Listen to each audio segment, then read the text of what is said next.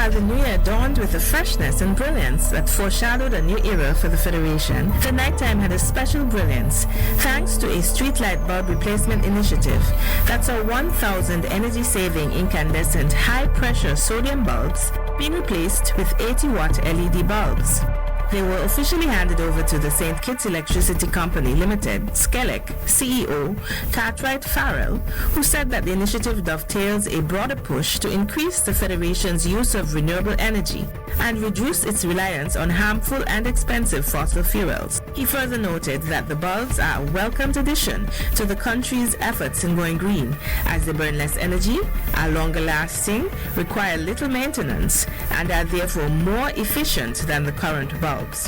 Another green initiative undertaken in the Federation was the groundbreaking of a 90 by 90 square meter solar farm located in the field adjacent to the Eastern Caribbean Central Bank, which is capable of transferring up to 500 kilowatts of energy to the national grid, saving an expected 40,000 gallons of fuel per annum.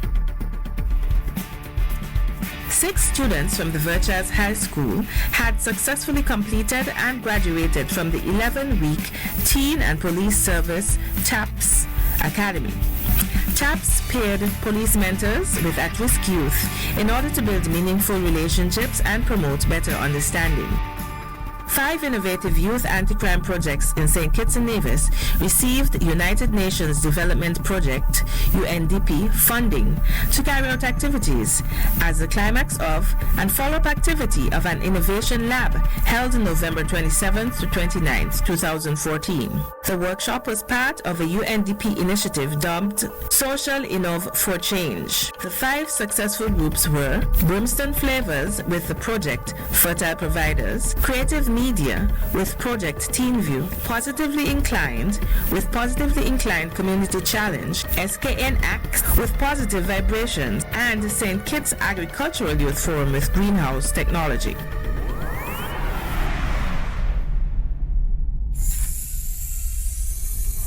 With the swearing in of Dr. the Honorable Timothy Harris on Wednesday, February 18th, St. Kitts and Nevis received its 3rd Prime Minister and a change of government.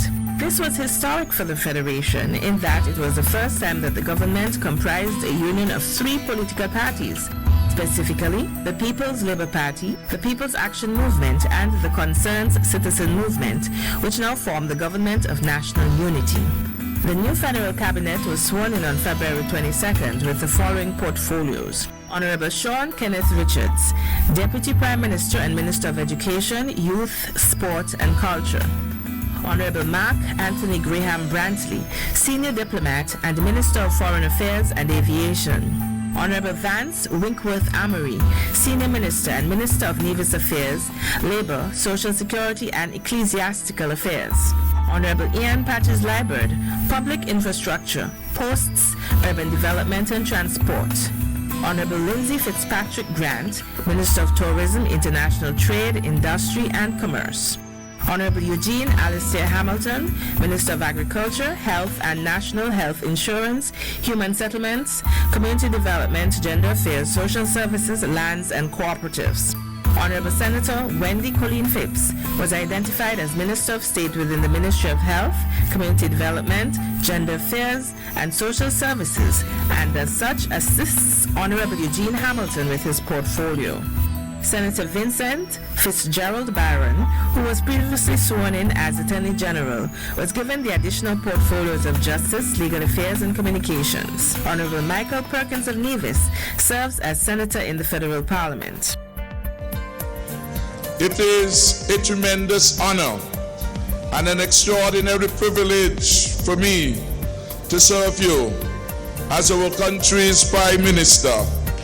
And I give you now my solemn pledge that I will spend every waking minute of every hour of every day that God blesses me with henceforth, giving all, as it were, working full throttle to make life better for you, the people of my beloved St. Kitts and Nevis.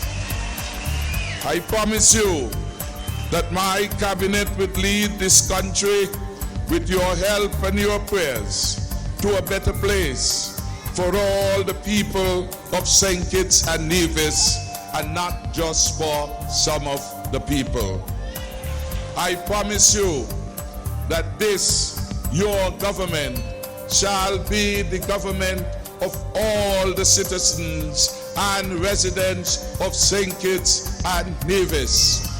I promise you that your government will be fair to all, and we shall ensure that all of our citizens and residents receive a fairer share of the national resources. The very next day, February 23rd, saw the new cabinet moving into their offices and taking over the helm of leadership.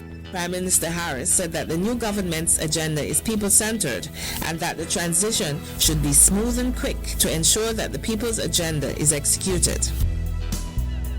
Dr. Carissa Etienne, Director of the Pan-American Health Organization, PAHO, visited the Federation for the PAHO Caribbean Sub-Regional Managers Meeting and commended the government and people of St. Kitts and Nevis for having a smart hospital in a community so that care can be given to people close to where they live.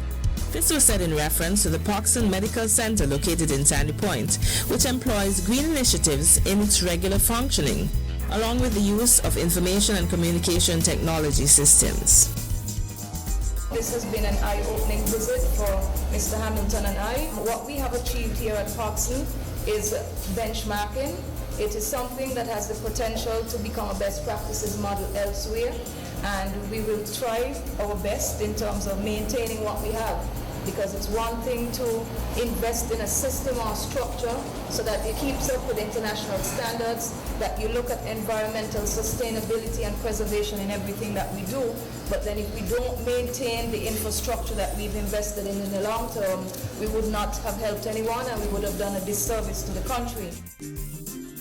Educators of the Sadler's Secondary School focused on their role as professionals and developed competencies in areas that will benefit the students at a professional development workshop under the theme Reflecting, Recharging and Recommitting to Instructional Design in the Classroom.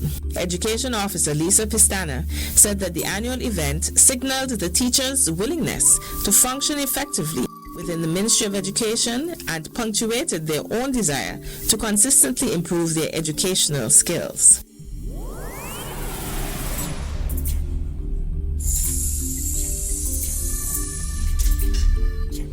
In a national address, Prime Minister Dr. The Honorable Timothy Harris announced that effective April 7, 2015, value-added tax, VAT, on food, medicine, and funeral expenses would end. During his monthly press conference for February, he emphasized that this move fulfills one of the promises made by his administration and would serve to stimulate the economy.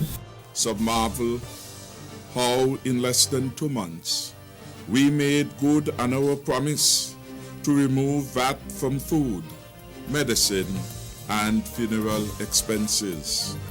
To have proposed it is one thing, but it is another feeling when you hear the consumers praise the government for the significant reduction in the cost of living in our country. In a visit to Park Hyatt, St. Kitts construction site, Prime Minister Harris said the Federation was grateful for another high-end property that will boost tourism.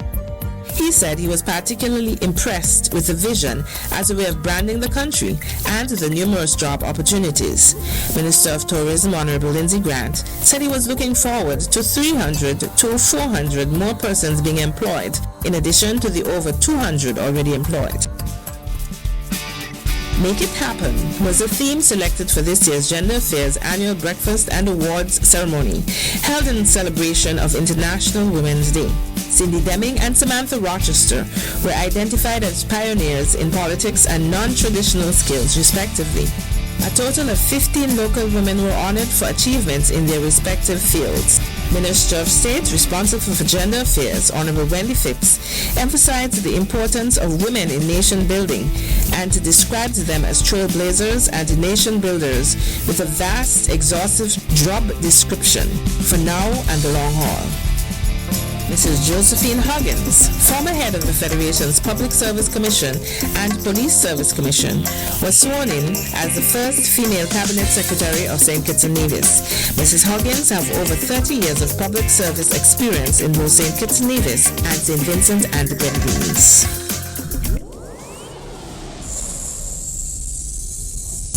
Track and field stars from the past and the present from St. Kitts and Nevis and across the Caribbean region came together to celebrate sport as the nation hosted the 44th annual CARIFTA Games over the Easter weekend. 19 countries were represented and hundreds of fans descended on the Twin Island Federation for the Games. Team St. Kitts and Nevis tallied 9 medals in the competition, but the best medal haul went to Jamaica with a total of 85. The event was made even more memorable as the Silver Jubilee at Athletic Stadium was renamed in honor of local sprint icon Ken Collins, who has blazed the trail on the international circuit over the past 10 years. During his stellar career, Collins racked up wins at the 2002 Commonwealth Games and the 9th IAAF World Championships in athletics in 2003. We started going to the Olympics in 1996, and up until 2012 we showed that we are forced to reckon with. Because we pack a punch. We smile, but when we come to compete. We don't come to participate. And we come to compete against Jamaica and Trinidad and USA, everybody. That's what it's about. So to all of those who've been there before me, thank you, because you've paved the way. I'm very thankful and I'm very grateful. And I hope that other athletes see this and want to go out and break records, win medals, and maybe in the future, who knows, change the stadium name again. I don't mind, but I want to see young people go out and be their best. The naming ceremony was witnessed by hundreds of fans, including the current Prime Minister, Dr. the Honorable Timothy Harris, and former Prime Minister, the Right Honorable Sir Kennedy Simmons. The government announced it had accepted 20 recommendations from the IPSA International to implement reforms in the St. Kitts and Nevis Citizenship by Investment program in order to bolster its security and enhance its attractiveness to foreign investors. Key reforms included changes to the unit's organizational structure, improved risk assessment, and streamlining the action process. 16 men and women joined the ranks of the St. Kitts-Nevis Defense Force, bolstering the capabilities of the National Security Organization. The graduation marked the first time a woman, Private Zenra Ferdinand, received awards for Best in Fieldcraft, Best in First Aid, Best in Rifle Shot, Best in Military Knowledge, and Best Overall Student. A nurse's clinical simulation laboratory established at the Clarence Fitzroy Bryant College allows for students to have more practical skills training as they pursue a career in healthcare. The laboratory was dubbed as the best in the OECS by the University of the West Indies. Scores of persons packed Church Street for the pomp and pageantry associated with the opening of a new session of Parliament. The session signaled the start of the legislative agenda for the Government of National Unity and also saw the swearing in of the new Speaker of the National Assembly, the Honorable Franklin Brand.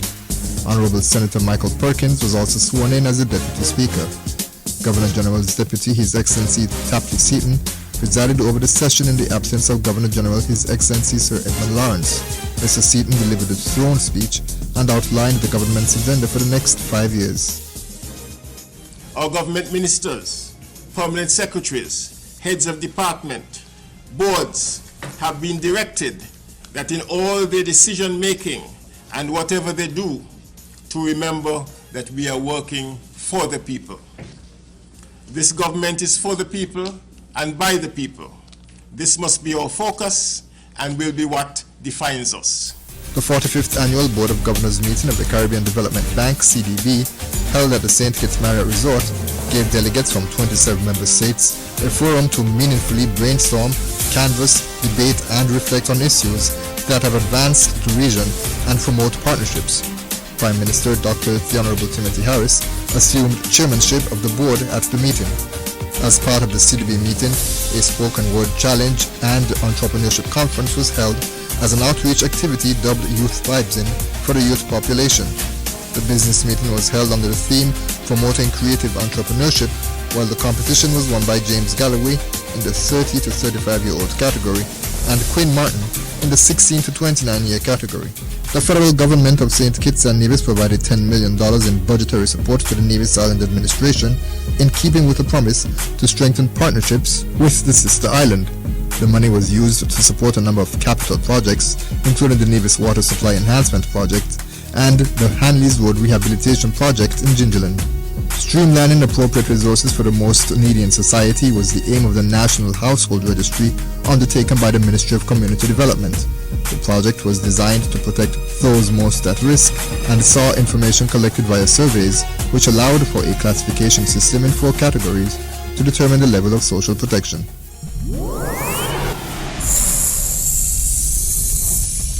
More than 500 servicemen and women from 18 countries completed the maritime phase of Trade Winds 2015, which was held in St. Kitts and Nevis.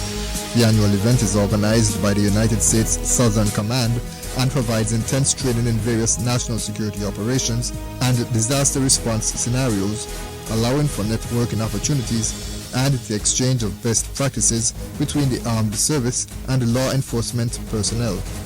Attorney General and Minister of Justice and Legal Affairs, the Honorable Vincent Byron Jr., encouraged the participants to remember the important lessons learned. A truly enjoyable experience was how many described the 19th edition of the St. Kitts Music Festival. Thousands packed the facility to enjoy the soothing sounds of Ciara, Jason Derulo and Trey Songs, the pulse of Kerwin Dubois and Benjai, the energy of Bounty Killer, and the soothed sounds of Christopher Martin, Naturo Tappin, and Aswad. A large number of local acts delivered memorable performances, including Odyssey Band, Trebla, Jafire, Nichubi, and Infamous. The electoral office in St. Kitts was reopened after it was deemed safe to do so, following an investigation into breaches of its systems. Additional security measures were introduced to strengthen the system's integrity. Staff was also trained in the use of the new system, as well as other areas such as the National Assembly Elections Act and the regulation governing registration. Climate change is a topic which most persons have heard about, but few understand the science behind it. The Organization of Eastern Caribbean States sought to clear up some of the misconceptions and educate key spokespersons from various agencies on the basic facts that they can share with their respective audience. Darian Edmead of the local planning department attended the 2-day workshop with some 50 other regional participants and pledged to continue raising local awareness.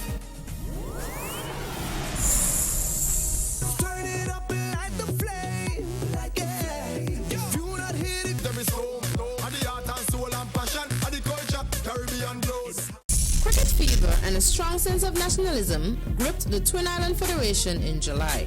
The St. Kitts-Nevis Patriots made their home debut for the 2015 Hero Caribbean Premier League CPL T20 Cricket Tournament. This marked the first time St. Kitts and Nevis had a franchise in the annual tournament.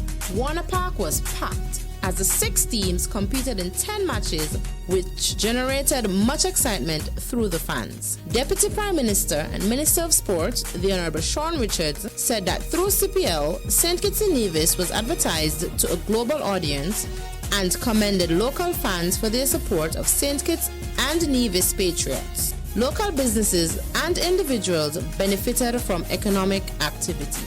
A major highlight of the 2015 Hero Caribbean Premier League was the Prime Minister's 11 All-Star charity match on July 2nd, which raised US $10,000. The St. Kitts and Nevis National Education Foundation benefited from these funds. As the Minister of Education, I am more or less the officer with responsibility for the St. Kitts-Nevis National Education Foundation. At this particular point in time, I want to thank CPL for organizing the charity match. As you pointed out, the $10,000 US which we are receiving this evening will benefit disadvantaged students in St. Kitts and Nevis. On behalf of the Ministry of Education, on behalf of the foundation, and on behalf of the students who will benefit, I say thank you to CPL. The National Assembly of St. Kitts and Nevis passed the Banking Bill 2015, which increased protection for hard-working citizens. The bill outlined that financial institutions will be required to have a certain level of reserve funds. In the case of banks, they must have at least 20% of net profits recorded annually, transferred to the reserve fund. One objective of this banking bill was to prevent the collapse of banks. St. Kitts ramped up its pursuit of geothermal energy in order to expand renewable energy alternatives on the island. The Honorable Ian Patches-Liburd, Minister of Energy, said that the government took a comprehensive approach to facing the many energy-related challenges and as such signed a memorandum of understanding for geothermal exploration in St. Kitts. He noted that plans in St. Kitts will not retard the progress of the geothermal development on the sister island of Nevis. A 6-point security plan aimed at enhancing the public's safety was implemented by the Royal St. Christopher Nevis Police Force. The multi-pronged approach stresses crime prevention, intelligence-led policing, targeted operations, collaboration with other agencies, engagement of stakeholders, and improvement in administration. Prime Minister and Minister of National Security, Dr. the Honorable Timothy Harris, said that this represents an action plan to reduce homicides and violent crimes in the Federation. The 6-point plan reinforces the increased actions of the police, which saw a number of stop and searches, abandoned lots, and derelict vehicle searches and other security-related operations. St. Kitts and Nevis' Prime Minister, Dr. the Honorable Timothy Harris, held his visit to the Republic of China, Taiwan from August 18 to 22nd to enhance ties and seek additional methods of collaboration between the two countries as a very fruitful one. The one-week visit to Taiwan was funded entirely by the host country and was the Prime Minister's first official visit since assuming office in February. It's a good time to return and to find that Taiwan is as beautiful as it was in 2008, and to have another opportunity to interact with the wonderful people of Taiwan, and as it were to acclaim that the strength of Taiwan really lies in its resilient people. While in Taiwan, official meetings included holding bilateral discussions with His Excellency Ambassador David Lin, Taiwan Minister of Foreign Affairs, and His Excellency Ma Ying-jeou at the Taiwan Presidential Palace. Not forgetting his own people, Prime Minister Harris reserved time from his busy schedule to drop by the St. Kitts and Nevis Embassy in Taiwan and to see students currently studying in the Republic. Future collaborative projects were a key topic, and Prime Minister Harris mentioned plans for expanding cooperation in the fields of healthcare and alternative energy, agriculture, solar energy, farming, tourism, and cultural exchanges. Prime Minister Harris acknowledged Taiwan's role as a strong, steady, and supportive partner in many ways that are tangible and lasting, as well as a compassionate and committed friend. The government of St. Kitts and Nevis remained resolute in its commitment to bring about a permanent solution to the Bastia High School situation in order to safeguard students and teachers. Students and teachers were successfully moved away from the shift system with the Washington Archibald High School and housed in temporary accommodations. Climate change has been a major concern for the Federation of St. Kitts and Nevis. As such, the government launched 2 projects on conserving biodiversity and climate change adaptation. The projects, which were implemented by the United Nations Development Programme UNDP and funded by the Global Environment Fund GEF, will run for 4 years.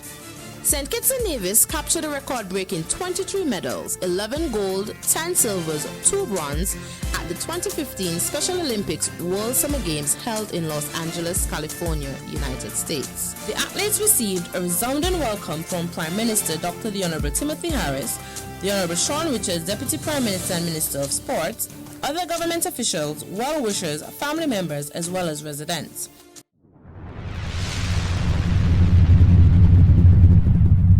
Honoring the Federation's national builders was an important component of the 32nd anniversary of independence. It was held under the theme, United in Building a Stronger Nation. This year's State Service of Thanksgiving was held in Nevis for the first time at the Charlestown Methodist Church. I don't think we have ever kept any independence activity that was considered federal in the island of Nevis. And it is a good start, and it was also a way for us to set a new tone going forward about inclusiveness and about the national prominence that should be given to independence. Panel discussions on independence, retrospective and independence perspective, Quo Vadis, 2015 onward, reflected on the nation's growth before independence all the way to the future. The National Heroes Day observances were attended by members of the opposition for the first time, and the Independence Day Parade also was a celebration and symbol of togetherness with a record number of foreign dignitaries. There were also visits to schools by Prime Minister Dr. the Honorable Timothy Harris and members of his cabinet. The Prime Minister's lecture series was a presentation by Sherry Tross, and there were major announcements of plans to transform the home of the first national hero, the late Right Excellent Robert Llewellyn Bratcher, into a museum, and the naming of the fifth and only living national hero, the Right Excellent Sir Dr. Kennedy Simmons. Emotions ran high. Tears of joy and tears of sorrow, as many former sugar workers finally received their recompense. The Venezuelan government provided EC 16 million to the St. Kitts and Nevis government to benefit former sugar workers. The distribution of monies formed part of the independence celebration.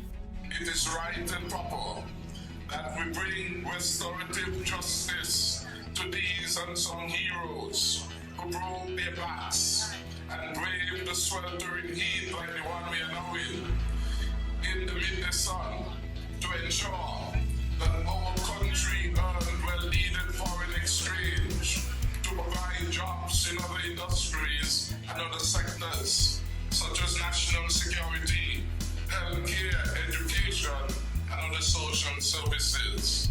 The first compensation package to former sugar workers covered 968 workers compared to the 2015 payout to 2,300 individuals. The sugar industry was closed in 2005. On September 23rd, a guard of honor and dignitaries from the federal government of St. Kitts and Nevis were on hand to welcome the president of the Bolivarian Republic of Venezuela, His Excellency Nicolás Maduro Moros. After holding bilateral discussions at the airport with Prime Minister Harris, the visiting head of state then traveled to South Independence Square Street to present checks to former sugar workers Samuel Wilson and Vivian Hope. The EC 16 million from Venezuela was facilitated through the Petro-Carib initiative. During the ceremony, a memorandum of understanding was signed by the respective foreign affairs ministers of the two countries, paving the way for bilateral relations in a number of areas, including housing, infrastructure, education and training, health, and the like. The Mirror Commission program was one such initiative. We have done a lot. But as I said to my brother Timothy Harris, there's still a lot to do in the future. And it is undeniable that without Petro-Carib, today this region might be facing the terrible situation, the painful situation that today is going through in Africa, in the Middle East, and in other areas of the world. That is why we need to strengthen this path, premised on solidarity, unity, and shared development for our people. I'm certain, totally certain, Brother Timothy, that this path that we have taken in Latin America and the Caribbean, this path that we have undertaken in the 21st century will this time, for sure, lead us to equality, and especially, as Simon Bolivar said, to the true happiness of our people. Acting Governor General, His Excellency S.W. Tapley Seaton, was officially appointed as the Federation's fourth Queen's representative.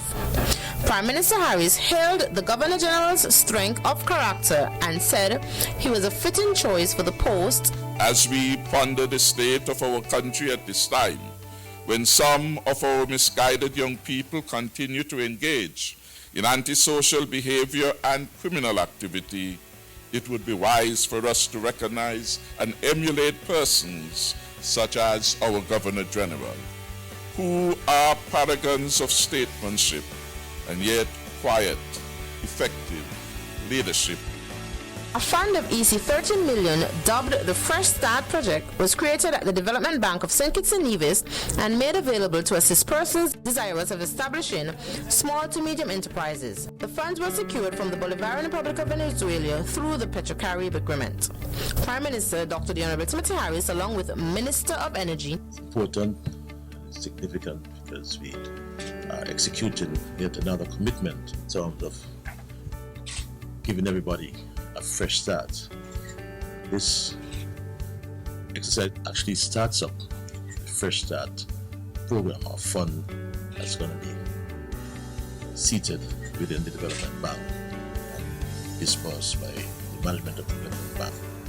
Prime Minister Harris urged successful applicants to be responsible with the funds and to make wise investment and spending choices.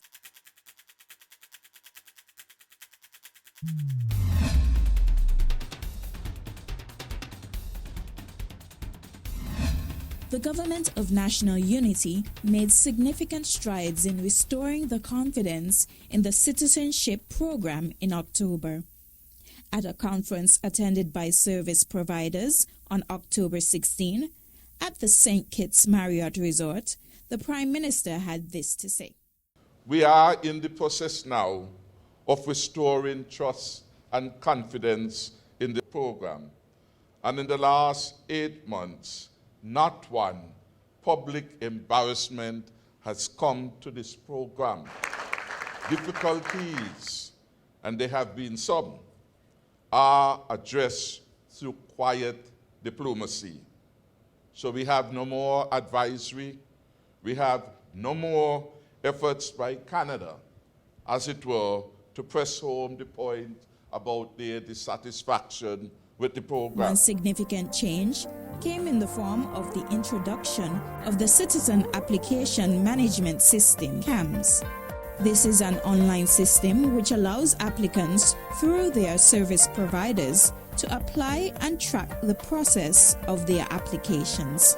St. Kitts and Nevis is the first country to use this state-of-the-art technology.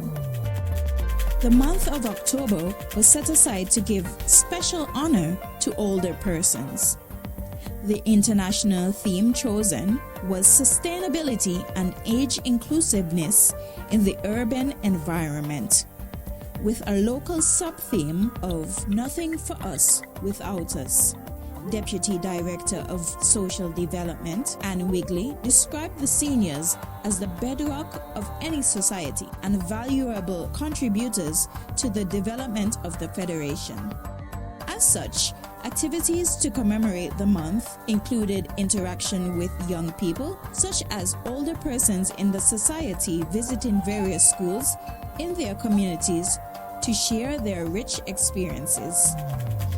St. Kitts and Nevis hosted the 12th annual CANCAIT Conference and General Meeting during October 7 to 9, where the CANCAIT Quality Footprint Initiative was introduced. Through the initiative, each year the members of the board of CANCAIT will invest their time and expertise to deliver a presentation to stakeholders in the country in which the conference is being held.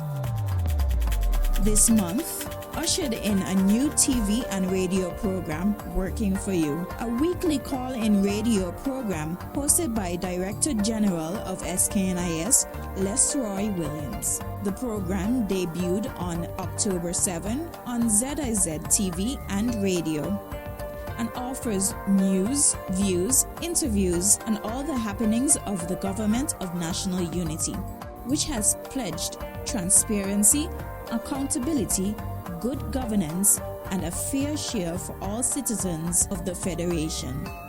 It features government officials and other guests. Working for You is also carried live on Win FM and Sugar City Rock every Wednesday and a rebroadcast on participating stations. November kicked off with Youth Month, which recognized, inspired, and awarded young people of the Federation. This year's theme was Give Youth a Voice and Inspire Greatness, A fitting theme, as echoes of a number of young males and females' voices were raised through various activities that not only elevated them but other youth as well. These inspirational youngsters were recognized at the 25 Most Remarkable Teens Awards held on November 12 during a special sitting of Parliament. The outstanding teens were encouraged to identify and work along with at-risk youth in order to assist them in overcoming challenges. The Youth Recognition Initiative in the Federation was founded in November 2011 and is the only one of its kind in the region. To date, a total of 125 teens have been awarded under this program. A Canadian official contracting agency based in Ontario, Canadian Commercial Cooperation (CCC), has partnered with the government of St. Kitts and Nevis to build a second cruise pier at Port Zante that will be able to accommodate 2 mega cruise ships to meet the demands of a growing tourism market. What a fitting time for this to happen, as November was also set aside in observance of Tourism Month. The launch of the Criminal Justice Strategic Board marked a significant step in addressing the issues of crime. Assistant Commissioner of Police, who also holds responsibility for crime, Mr. Ian Quealy, stated that its launch is a clear indication that the nation is serious with regards to crime fighting from a holistic approach. The exploration of geothermal energy in St. Kitts and Nevis began through Terranov, a French engineering and services company for new and renewable energy based in Guadeloupe. The exploration exercises started in the Sandy Point area around Brimstone Hill, going up to the top of Mount Liamiga. The geologists revealed that prospects for geothermal energy on St. Kitts are promising. It was just in September of this year, the Honorable Ian Patches Liburd, Minister of Public Infrastructure, Coast, Urban Development and Transport, signed a Memorandum of Understanding with Terranov, which includes a roadmap that can possibly see the production of geothermal energy in 2020. The first budget address of the Government of National Unity was delivered on December 15, and it outlined budgetary allowances in support of the successful implementation of the goals and objectives slated for 2016. The Prime Minister, who also serves as the Minister of Finance, had this to say about his historic delivery. Although I had the privilege to present the budget before, for example, way back in 2009, I must admit that on this occasion, I am deeply humbled that I can now rise in this honorable House as Prime Minister and Minister of Finance to present a budget specifically designed to usher in a new era of positive change and transformation in the lives of the people of St. Kitts and Nevis. For this I say thanks, and to God be the glory. This is indeed an awesome responsibility. Prime Minister said that it was not possible for any budget that covers a period of 12 months to provide all of the resources for a government to fulfill a mandate that was given for 5 years. The government will, however, use the first budget to advance delivery of its commitments in respect of giving the people of St. Kitts and Nevis a fresh start towards prosperity for all. Another milestone was the celebration of the Prime Minister's 51st birthday in his first term in office on December 6. He celebrated with a special church service held at Covenant Outreach in Phillips Village. There were presentations of poetry, dance, song, and a special performance by the constituency No. 7 choir. The Prime Minister was also presented with a gift basket as a token of gratitude for his stewardship to the country and his constituency by the constituents that he has served for 22 years. Her Majesty Queen Elizabeth II graciously conferred the accolade of Knight Grand Cross of the Most Excellent Order of St. Michael and St. George, GCMG, on His Excellency the Governor General S.W. Tapley Seaton, CVO QC JP. He now stands as Sir S.W. Tapley Seaton. The Government of National Unity on Tuesday, November 17th, tabled legislation in Parliament limiting the number of terms for a Prime Minister. Attorney General and Minister of Justice and Legal Affairs as well as Communications, the Honorable Vincent Byron Jr., piloted the tenure of the Office of the Prime Minister Bill 2015 for its first reading. According to the proposed legislation, a Prime Minister under the Constitution shall hold office for no more than 2 consecutive terms.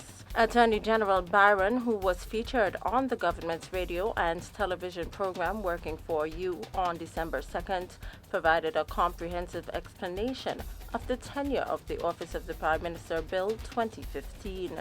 The bill, according to the Attorney General, will seek to prevent the abuse of power by leaders who can become entrenched in their office for an extended period of time. Term limits, basically, is a piece of legislation that has found widespread introduction around the world. Most countries, quite a large number of countries around the world, have this, in which leaders of government are restricted to a number of terms in which they can run a country.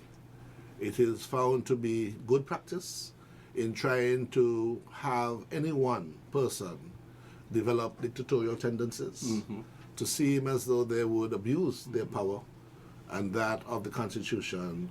And in our case, there has been this strong feeling, not just in St. Kitts and Nevis, but also in other areas in the Caribbean, where one leader has extended their term of office for too long, that there has been a sense that the governance structure of a country is weakened.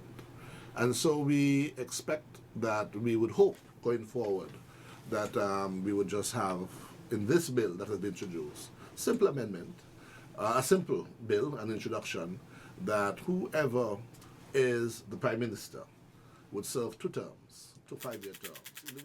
The Government of National Unity has pursued a robust legislative agenda. Here's a list of the bills which were passed into law.